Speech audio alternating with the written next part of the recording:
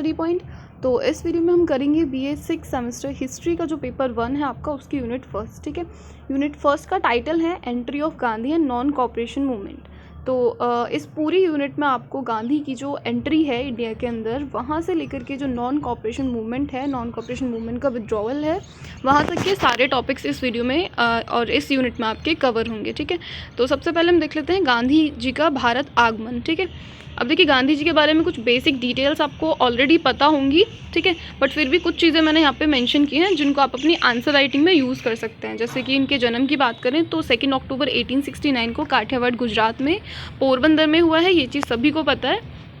Main आता है आपका कि इंग्लैंड से बैरिस्ट्री पास करने के बाद गुजरात के एक व्यापारी दादा अब्दुल्ला का मुकदमा लड़ने के लिए अफ्रीका ये गए हुए थे। मतलब इतना हम सभी को पता है कि दक्षिण अफ्रीका से 1915 में भारत वापस आते हैं, लेकिन ये दक्षिण अफ्रीका क्यों गए थे और भारत वापसी के बाद में इन्होंने क्या क्या चीज़ें की हैं।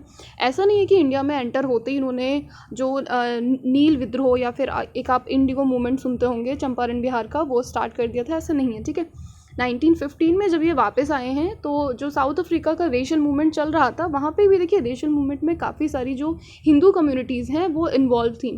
तो उनके लिए भी काफ़ी सारे संगठन समितियाँ इन्होंने वहाँ पे बनाए थे, उनके लिए फ़ाइट किया था और उनका मूवमेंट वहाँ पे सक्सेसफुल रहा था।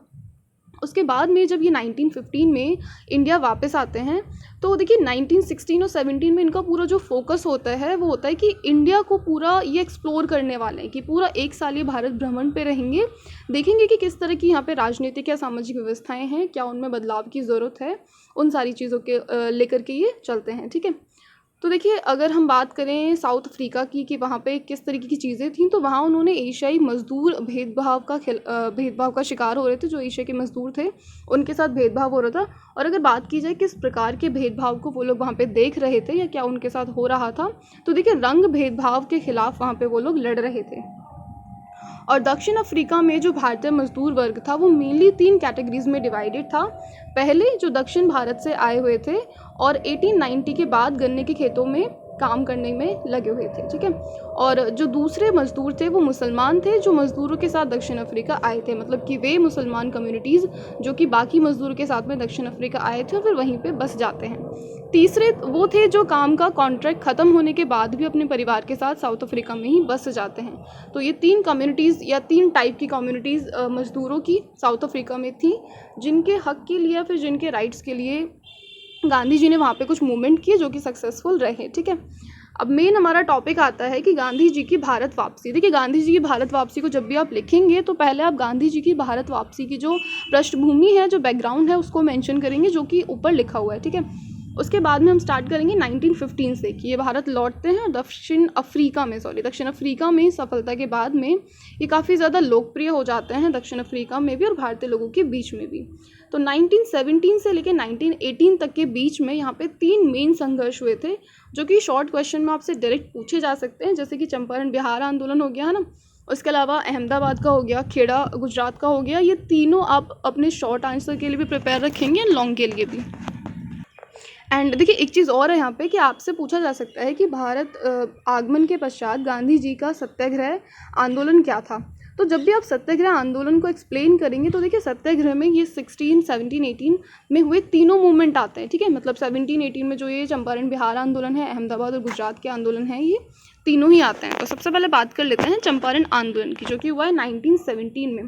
देखिए 19वीं सेंचुरी की बात करें तो उस टाइम पे जो बागान मालिक हैं वो किसानों से कॉन्ट्रैक्ट पे रखा हुआ था। उन्होंने, बागान मालिकों ने किसानों को कॉन्ट्रैक्ट पे रखा हुआ है, जिसमें वे क्या कराते थे उनसे कि उन किसानों की जो भूमि है उस भूमि का कुछ हिस्सा फिक्स था कि जिस पर वो नील की खेती ही करेंगे। मतलब कंपलसरी था कि इतने % भाग पे, या हम कहें तो किसानों को भूमि के 3/20 पार्ट में नील की खेती करना कंपलसरी था, जिसे वहाँ पे 3 कठिया पद्धति के नाम से भी जाना जाता था।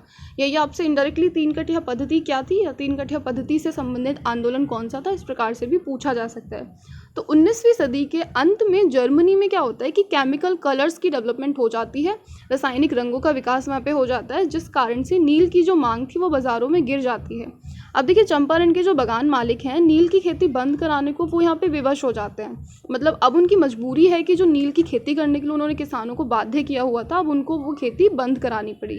लेकिन वो सीधे सीधे इसको बंद नहीं कराना चाहते थे, क्योंकि बहुत सारा टैक्स वहाँ से वो वसूलते थे, जो उनकी इनकम, जो उनका टैक्स है वो एकदम से ख़त्म हो जाता। तो इस वजह से उन्होंने क्या डिसाइड किया कि जितने हिस्से पर हम उनसे नील की खेती कराते हैं, अगर हम उसको साइड में रखें, बाकी के हिस्से पर जो वो खेती पे टैक्स लेते थे, कहीं ना कहीं उस टैक्स को अगर हम बढ़ा दें तो ये नील की खेती बंद होने से हमें कोई ज़्यादा नुकसान नहीं होगा। अब देखिए किसान भी चाहते थे कि उनको इस नील की खेती से छुटकारा मिले, है ना।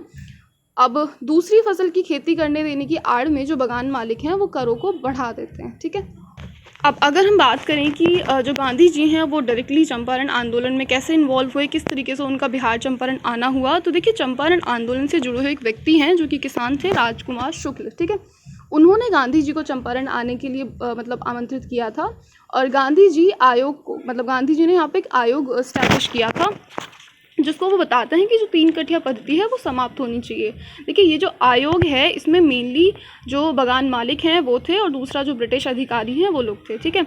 तो गांधी जी ने उस आयोग से बातचीत की, उनको ये समझाया, और कहीं ना कहीं जो रविन्द्रनाथ टैगोर हैं उन्होंने भी इस सत्याग्रह में गांधी जी को मतलब काफ़ी अप्रिशिएट किया, और उनको एक टाइटल दिया यहाँ पे महात्मा। ये आपसे MCQs जिन भी यूनिवर्सिटीज़ में आता है ना वहाँ पे पूछा जा सकता है कि महात्मा गांधी को महात्मा सबसे पहले किसने और क्यों कहा था या कब कहा था, तो रविन्द्रनाथ टैगोर ने कहा था, चंपारण सत्याग्रह के दौरान कहा था, ठीक है। तो गांधी जी के प्रयासों से मेनली होता ये जो 3 कठिया पद्धति थी ये समाप्त हो जाती है। जो एक्स्ट्रा रेवेन्यू यहाँ पे कलेक्ट करने की कोशिश बागान मालिक कर रहे थे वो ख़त्म हो जाती है व्यवस्था, ठीक है। तो इस तरीके से इनका ये पहला सत्याग्रह था जो कि सफल रहता है। उसके बाद में नेक्स्ट ईयर में इनका अहमदाबाद मिल मजदूर आंदोलन होता है जो कि 1918 में हुआ है, ठीक है। तो देखिए यही वो आंदोलन है जिसमें पहली बार भूख हड़ताल का प्रयोग किया था इन्होंने। और जो मिल मजदूर आंदोलन है उसमें इस तरीके से MCQs में पूछ सकता है कि किस आंदोलन में गांधी जी ने पहली बार भूख हड़ताल का प्रयोग किया, तो ये मिल मजदूर आंदोलन गुजरात अहमदाबाद से जुड़ा हुआ है, ठीक है। अहमदाबाद के जो मिल मालिक हैं और जो मजदूर हैं उनके बीच में प्लेग बोनस को लेकर विवाद चल रहा था। देखिए पहले तो जो मिल के मालिक हैं उन्होंने ये तय किया था कि वो कुल वेतन का 70% यहाँ पे श्रमिकों को भत्ता देंगे, ठीक है। लेकिन देखिए प्लेग के बाद में उन्होंने केवल 20% दिया, जबकि जो श्रमिक थे उनकी मांग यहाँ पे 50% की थी।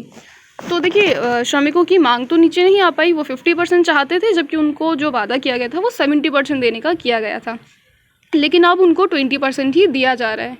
तो यहाँ पे होता क्या है, गांधी जी श्रमिकों की तरफ से जो मिल मालिक हैं उनसे बातचीत करते हैं, और इस जो ये रेशो है इसको थोड़ा सा अब लेके जाने की कोशिश करते हैं। मेन 20 से वो 35 तक लेकर जाते हैं, और यहाँ पे वो जो मजदूर हैं उनको भी कहीं ना कहीं राज़ी कर लेते हैं।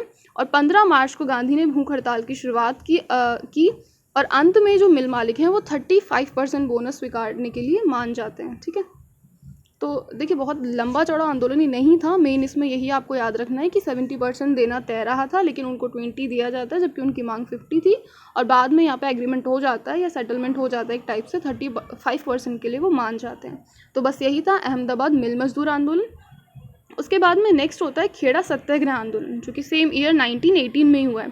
देखिए गुजरात के खेड़ा ज़िले में फसल नष्ट हो गई, लेकिन राजस्व की राशि बढ़ा दी गई।